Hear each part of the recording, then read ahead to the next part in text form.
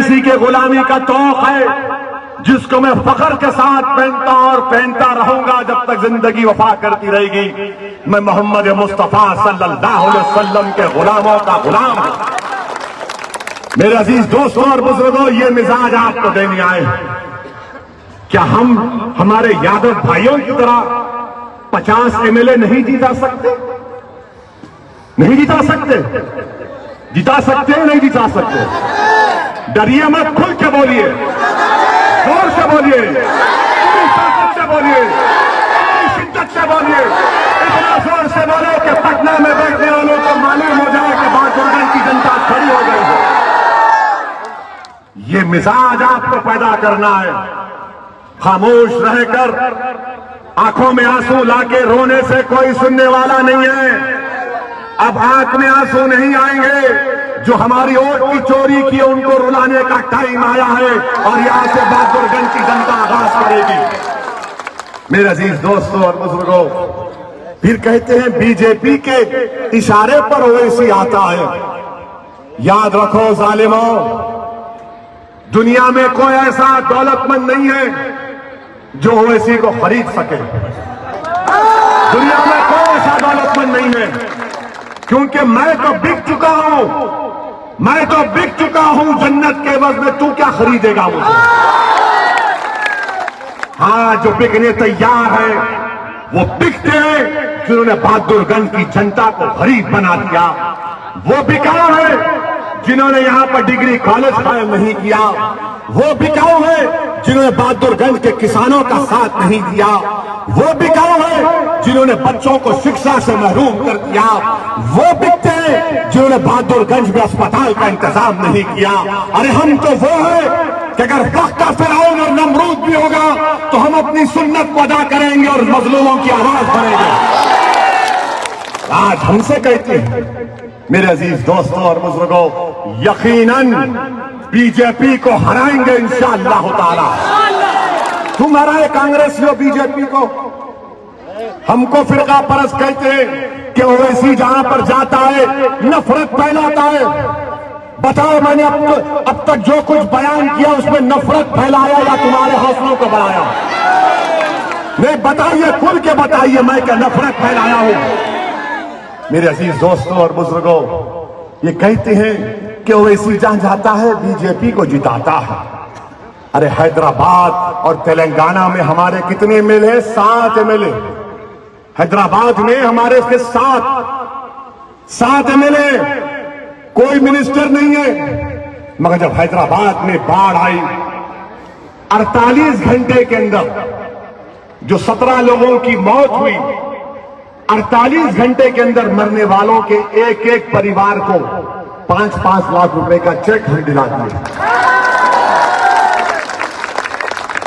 हमारे हैदराबाद के कॉरपोरेटर्स हैं, यहां पर MLA बलाला साहब हैं, ये आइए, मलकपेट के MLA हैदराबाद के। आपको मालूम उन्होंने क्या किया? इनके क्षेत्र में विधानसभा में पानी आया तो इन्होंने अपनी एक विधानसभा में जिस घर में पानी आया था कितना मुआवजा दिलाया मालूम आपको?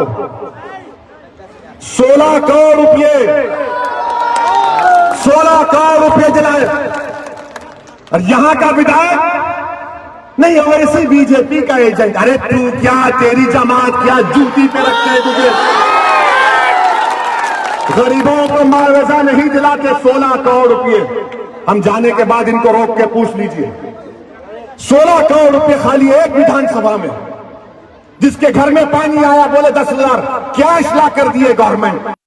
7 MLA हमारे चीफ मिनिस्टर को बोले कि करना है। चीफ मिनिस्टर ने कहा बिल्कुल करूंगा, 24 घंटे में ऐलान हुआ और पैसे देना शुरू कर दिया। ये ताकत होती है, ये ताकत होती है। मिनिस्टर बनना ताकत नहीं है, गरीबों का हक दिलाना ये ताकत है। तौसीफ साहब, तुम मिनिस्टर तो नहीं बनोगे इंशाअल्लाह ताला। मेरा अंजर नईमी इस बहादुरगंज की जनता का विधायक बनेगा और अल्लाह उसको मंत्री से ज्यादा इज्जत से नवाजेगा। वो जब पटना को जाएगा तो पटना की विधानसभा में जो भी मुख्यमंत्री होगा उसकी आंख में आंख डालकर अपनी गर्दन को सीधा करके कहेगा कि सीमांचल जिंदाबाद, बहादुरगंज की जनता जिंदाबाद। ये काम हमको करना है। ये कांग्रेसी हम पे इल्जाम लगाते, बताओ बिहार में 40 लोकसभा की सीटें, कितनों पर तुम और राजद जीते? कितना जीते?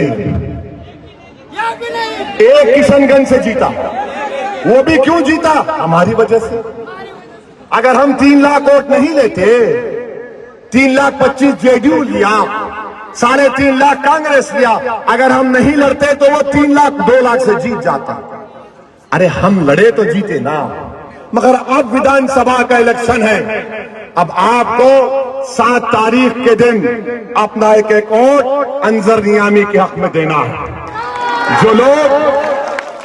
जो लोग 20 साल से आपके वोट की चोरी कर रहे हैं, जो लोग 20 साल से हमारे बच्चों को शिक्षा से महरूम करके रख दिए, जो लोग 20 साल से हमारी मां और बहनों को अस्पताल से महरूम करके रख दिए, मैं बहादुरगंज की जनता से और सीमांचल की जनता से अपील कर रहा हूं कि 7 तारीख के दिन एक जख्मी शेर और शेरनियों की तरह पोलिंग बूथ को जाइए। ये लोग 20 साल तक हमारा शिकार करते रहे। जब शेर जख्मी हो जाता है तो बड़े से बड़ा शिकारी जंगल छोड़ के भाग जाता है।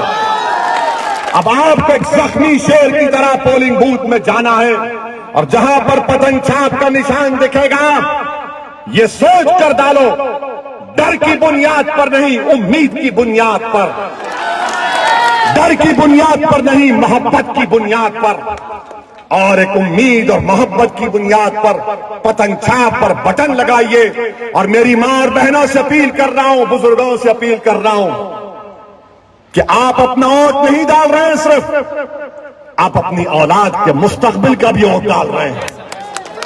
मेरे बुजुर्गों, मेरी मां और बहनों, याद रखो, जब आप वोट डालने जाएंगे तो सिर्फ आपका वोट नहीं, ये मासूम बच्चों के मुस्तकबिल का वोट डाल रहे हैं आप।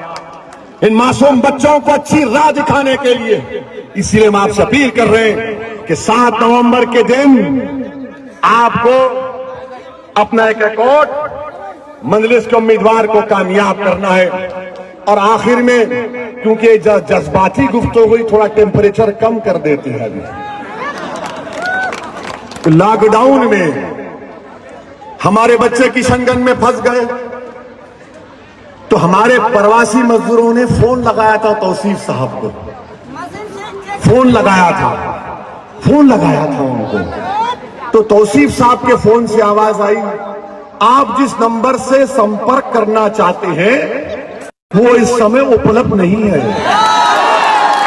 लगाया था ना फोन, लगाया था ना। तो तौसीफ साहब के फोन से, जो हमारा बच्चा प्रवासी मजदूर क्वारंटाइन में था, फोन है तौसीफ साहब, तो फोन से आवाज आई, आप जिस नंबर से संपर्क करना चाहते हैं वो उस समय उपलब्ध नहीं है। अब जब हमने हमारे शेर को खड़ा कर दिया, जब हम खुद आ गए आपके दरमियान में और आपका हमारा कनेक्शन बढ़ चुका है अल्हम्दुलिल्लाह, तो अब मजलिस की कामयाबी को यकीनी देखते अब आपको फोन लगा है।